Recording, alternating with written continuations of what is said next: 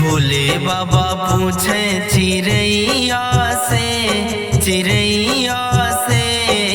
कहाँ गए गौरा मड़ैया से, कहाँ गए गौरा मड़ैया से। भोले बाबा पूछे चिड़ैया से कहाँ गए गौरा मड़ैया से, कहाँ गए गौरा मड़ैया से।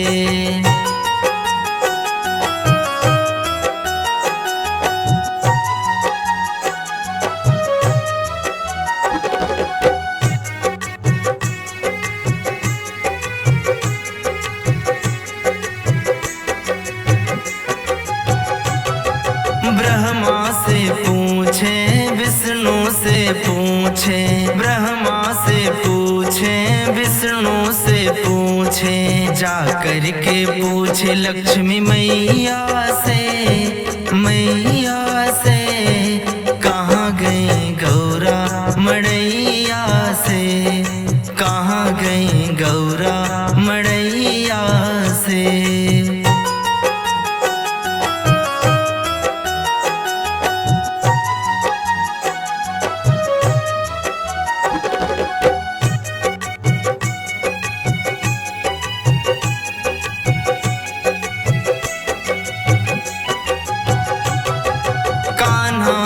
पूछे बलिदाऊ से पूछे, कान्हा से पूछे बलिदाऊ से पूछे, जा कर के पूछे राधा मैया से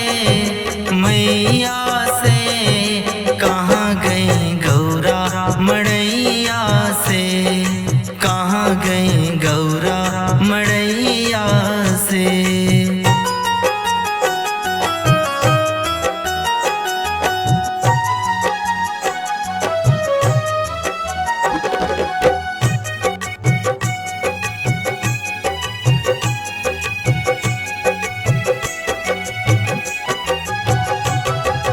गणपति से पूछे कार्तिक से पूछे, गणपति से पूछे कार्तिक से पूछे, जा कर के पूछे नंदी भैया से कहाँ गए गौरा मड़ैया से, कहाँ गए गौरा मड़ैया